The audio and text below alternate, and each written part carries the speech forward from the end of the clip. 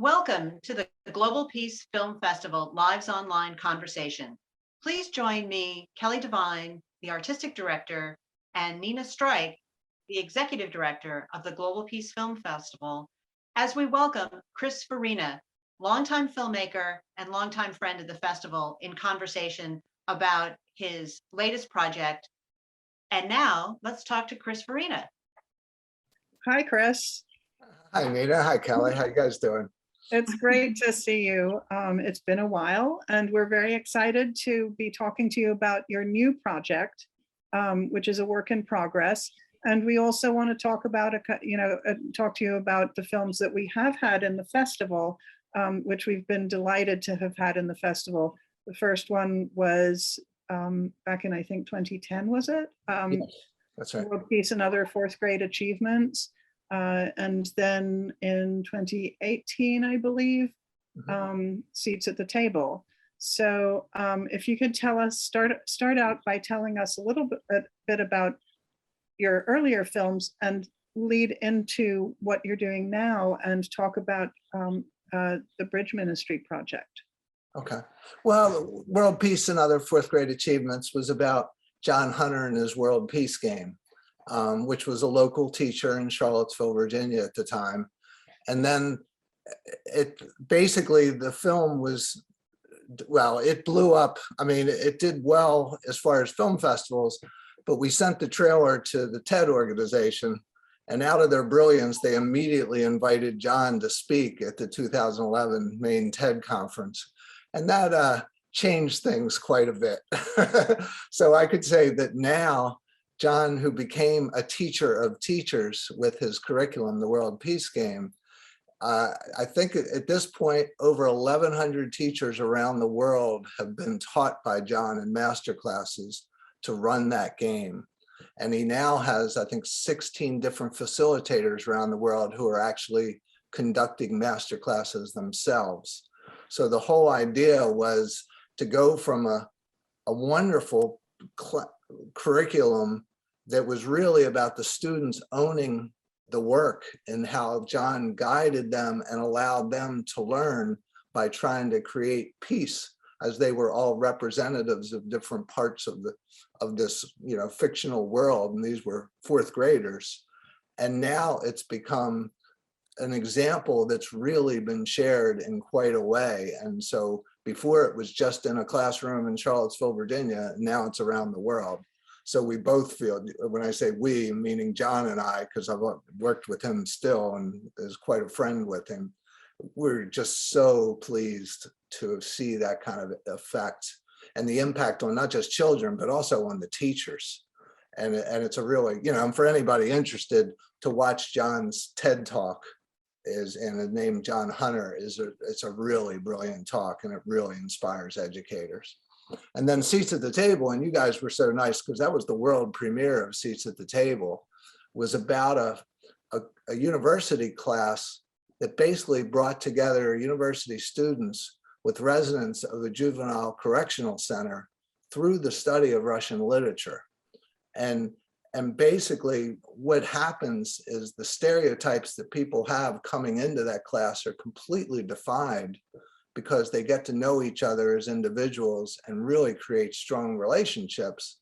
And then the literature is kind of the prism through which they see themselves and reflect on their lives, and also think about how they can change their lives. And the empathy and compassion that the university students exhibited to those correctional center residents had a really strong effect on them as well. And both of these films had played, on public television, and we're just about to develop a social impact plan with the Picture Motion organization for Seats at the Table in order to try to create more impact with the film. And in many ways, the impact is simply, how do we replicate this program? We've already had it replicated in a few different prisons. There's a Northern Michigan University is in the process of developing it for their school, but we want to really spread it to communities around the country. And so that's kind of really the mission of the film, is to inspire educators and policymakers to bring education. And also the thing that really moves me is how do we bring people together and get themselves outside their bubbles and see what positive effect happens when people, you know, no longer label someone, but actually get to know their heart and soul. And I think that's something that's basically, the film is a really strong example of what positive things happen in life when that opportunity is presented. And then, sorry to be talking so much, but the Bridge Ministry project is a new project. I'm in the fundraising mode and hope to be filming it in 2022. It's an amazing organization. This is also in Central Virginia. And the Bridge Ministry is an organization that deals with men with serious life-threatening addiction issues and also dealing with facing incarceration. And what they do, it provides a camp in a rural part of Central Virginia. It's like basically 45 miles south of Charlottesville. And to remove them, where they will literally to have a residency there for like a year. And they will be learning job skills, but also provided really psychological and spiritual mentoring at the same time.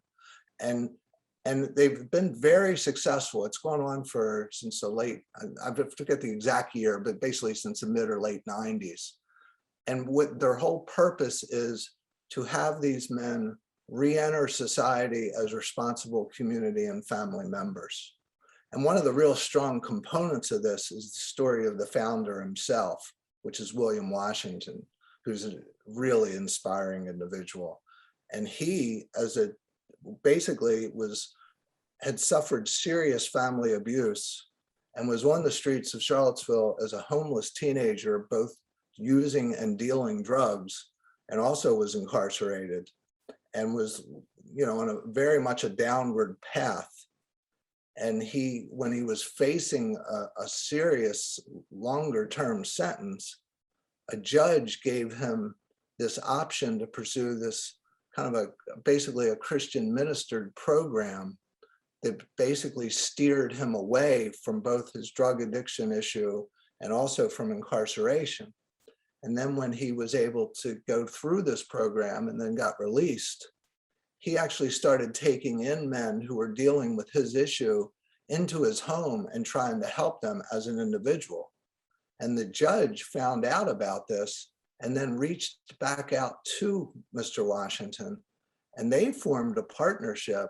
And then they were the ones that really co-founded this organization to basically set up a way to help people from avoiding that downward path. And it wasn't simply dealing with the drug issue, it was dealing with the traumas of life that led to the addiction issue.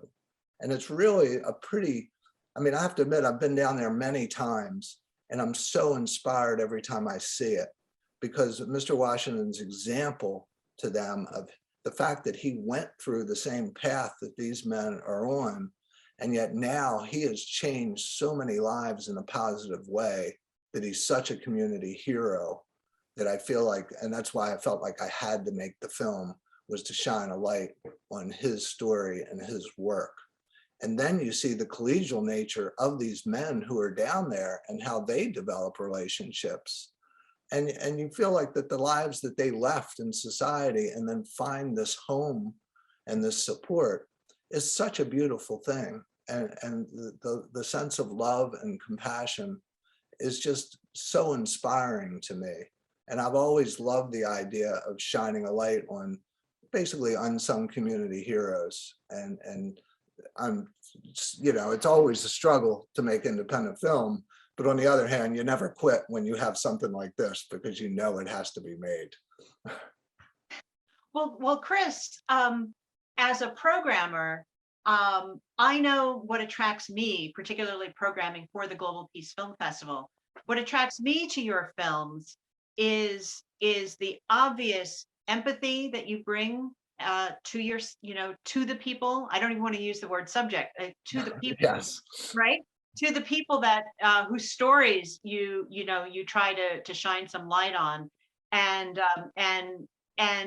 your and again, this is my view. What I take away from your films is that you seem to always be showing us the dignity in people, especially in people where we may not be looking for that dignity. And I just wonder if you could talk about, how you are attracted, as you said, a lot of your films and films that we haven't even programmed that you've given me the privilege of seeing. I see your deep interest in historical figures and and those unsung heroes. Can you talk a bit about your approach and your ethical framework for bringing these stories to life? Well, I've always seen the role as a filmmaker as being a listener and an observer. And in that sense, to me, I often don't figure out what the film is, but instead go into it with an open slate and allow the film to be revealed to myself through spending a lot of time with the people, or with, again, I agree with you in not calling them subjects very much. And I've always had that sense of being interested in other people's stories. That's been something that's been with me for my whole life. And the idea of, I feel like in a lot of ways, our world is a little too restricted from reaching out to others. And to me, that's always been something that I feel like a film could have a real purpose. By touching an audience emotionally, they will feel that heart and soul. And I just think that's something that's really important to our world, is to create that emotional and really spiritual connection to others, because, these are fellow brothers and sisters. That's the way I see anybody that's walking down the street. And I feel like we've, in a way, gotten away from that. And yet when a film moves people in an emotional way, I think it kind of steers them back towards being open to others and to other stories, and even to other people's perspectives. And by making those connections, I think it gives our chance of creating better impact by bringing people together, feeling like, hey, we're all on this planet together. And that's something that I think we should be reminded ourselves through our art. So then in that spirit, how did you come to find out about this particular story and this gentleman's particular path? Well, originally it was actually through the Virginia Film Festival director, Jody Kobasa, actually was connected or somehow knew and spoke to me, because I've had several films at that film festival. And he spoke to me, and I literally went down and visited the first time, and to the camp, and just basically sat in the back and listened to Mr. Washington talking to these men, watched them. And I mean, not even exaggerating, I felt like I was 6 feet above the ground as I was walking away. And it was the same thing when I saw John Hunter teach the World Peace Game the first time. And the same thing when I saw Andrew Kaufman teach his Books Behind Bars class, that as soon as I observed it and felt what was in that room, I knew I had to make the film. I didn't even have to think about it more. It was like, oh, I'm on a mission here. And it just, again, I think it has something to do with my Italian heritage, but I think it's the emotional connection that really strikes me. Oh, yeah. And you do make a tremendous emotional connection with all of your films and stories. And you've mentioned the word impact a number of times. That's something that is central to the Global Peace Film Festival mission. We don't even think of ourselves as a kind of traditional film festival that is there to showcase craft and story, although those are all very important and critical. What we're there to do is to feel that emotional connection, so that we hope when people walk out of a screening that that the context we've built around a screening, that instead of just hearing a story, they're now connected to that story and feel like they want to participate in a positive way. And so can you tell us a little bit about, what your goals are with this work in progress, but also maybe some of the ongoing impact structures that are in place for your previous films? Well, for this film, on the simplest level, as a country, we have a serious addiction issue. And to basically present a program that could very much be replicated in order to help other communities correct this issue, I feel like that by itself would be just a really wonderful thing to serve, and to present Mr. Washington in the same way that World Peace presented John Hunter as a real example to others to be inspired by and to consider taking on his work in order to help their community. That almost the simplest level is the way I see that. I mean, obviously with independent film, and it's always, how do you get the funding to do it? How do you get the film out there? But that's the ultimate goal, is to, like, even when we had the screening of Seats at the Table and then again, it was the first screening other than a private screening I had for about 20 people, to see the tissues can't come out. As a filmmaker, that was like, hey, this is a success because we've touched people's hearts. And that's always, to me, that's always what I've wanted, is to literally see an individual affected by my work. And again, it's not just my work, it's the portrait of what's being depicted. That's more important to me, is the individuals that we're covering. So in that sense, and then the other thing on a bigger picture is to get rid of the stereotypes. I mean, when I think of Seats at the Table, I know that people, if they were driving by a prison, they have their stereotypes of what they think is in that room. And yet, if they actually went in and got to know those individuals, that would be changed, because those are fellow brothers and sisters. And we need to feel that in a way, because when you get that sense of connection, then you care more about changing their lives in a positive way. And let's face it, when you affect a person's life like that, not only are you changing their life, you're changing their family's life, and you're changing their community's life. And so we really all have that shared, interest, because we all benefit by these people that are doing such good things to change the lives of people on a downward path. So that's, what I hope is the film is to find partners that could almost utilize the film in order to develop more work to help other lives change. So, so what can people watching this do to help you with the film? Obviously, you're raising money, but is there anything, is there anything beyond that people can do, and also bring back, Seats at the Table? You're still you're developing this impact campaign that's going to be launched early in 2022. What can people watching this do to support that, to support that project, that film? And if there's anything with World Peace and other fourth grade achievements as well, is there something that our audience can do to support that? But specifically with the Bridge Ministry project. Well, I mean, on the simplest level in the Bridge Ministry, it's we have a fiscal sponsor, they're tax deductible donations. So we're trying to raise, like at this point, even I've never been great at the fundraising, but because we're following these individuals in this class or in this group, I need enough money to cover the whole filming process, even if that then means, all right, when the filming's done, I'll have to raise more money to finish the film. But the idea is, like, I've raised roughly about 35,000 and need to get into the 90s and hopefully start shooting in April.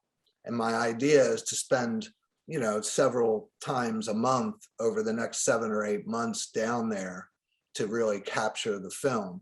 So, and obviously it's not just about asking for money, it's also for spreading the word, connecting to other organizations or foundations that would share an interest in this, that would even be considered, that would utilize the film when it was done, but also to help share the word about work that's trying to get made in order to change lives. You know, and with Seats at the Table, what we're doing, we're working again with this organization, Picture Motion. Basically, we're trying to set up as many community screenings, whether it's in person or virtual, for both educational institutions as well as for policymaker groups as well. Like we actually had a strong supporter from a local, in Virginia, they're called the Commonwealth Attorney. It's basically the district attorney. And a woman, the deputy Commonwealth's attorney in Charlottesville, saw the film on the local PBS station and literally came into her office the next day in tears and said, we need to bring this class to our local prison, and spent months doing it. And that's exactly what happened starting this past September. And the idea then is to, hey, could we show this to other policymakers around the country that could also take on this kind of work? Because Andrew Kaufman, the professor, would be a perfect person to advise them into how they could perhaps replicate. And again, it's that idea of connecting. You know, universities talk a lot about connecting to the community, but it doesn't always happen as much as it should. And this is a perfect example of what great things happen when that happens. And this could even be used as a way to inspire educators. And there are plenty, like we had a screening in Boston College with a professor that went into a prison. I know it happens at Temple University, at Georgetown. There are plenty of individuals that do this kind of work. But if the film could inspire more to do that, that would be a wonderful thing. So even just being interested and being aware of what we're doing in this campaign in order to spread the word would certainly be helpful. That's wonderful, Chris. And just to kind of underline that appeal, we're going to show your website, but are there other vehicles that you are using to direct people to either donate or to contact you if they are a representative of one of these affinity groups that might, you know, help you both in terms of spreading the word and in terms of creating, you know, places where it will be screened for the, you know, for the intended audience once it's made? Well, what it would do with Seats at the Table would be, even if people just reached out to me directly, I would then share that contact with Picture Motion, because I'm basically just me. I'm just an individual, you know, so it's often like, even with World Peace, where that took off was we had an educational institution that partnered with us and helped John design the study guide for the film, and even helped him create that master class. And that led to, I forget exactly, I say it was like 200 or 300 screenings at educational institutions across the country, and really got it rolling. And what we're hoping is the same thing. And I'm really hoping with Picture Motion, you know, they're going to be developing this kind of campaign and the paperwork for it. And certainly anybody that would reach out to me and would be interested, I would certainly connect with them about the idea of hosting a screening or even being aware of the work as it expands. And so for the Bridge Ministry project, though, the website that we're going to show would be the primary way that people could find you and support this project, correct? Yes, that's right. At this point, that's just me. Okay. I mean, I shouldn't say Rosalia Films, but that's me. Sometimes there's a Facebook page or some other kind of, you know, so I wanted to make sure that people know that the website that they're about to see on the closing site or slide is the best way that they can support you. And I really encourage everyone who has watched this conversation to go to your website and see the breadth of your work and see some of your past films, so that they will have all the confidence about how your upcoming project will turn out. So thank you, Chris, for taking the time and telling us about this new project. The website is rosaliafilms.com. And for more information on the Bridge Ministry project, there is a specific website for or a specific tab for that within the rosaliafilms.com site. And we have that on the slide right now. And please keep in mind that next year, 2022, will mark the Global Peace Film Festival 20th anniversary. Please check in with us regularly at our own website, peacefilmfest.org, for announcements about community screenings and ways that we are going to be celebrating this important anniversary that we have all of you to thank for throughout the coming year. So Chris, thank you again. And we will check back in with you to see how this project is coming along as it progresses. And again, to everyone who has watched this Glow, we thank you and we'll see you at the next Glow. Oh, thank you so much, Kelly and Nina. I mean, really, your guys' support of independent film is so important. So thank you. You are very welcome.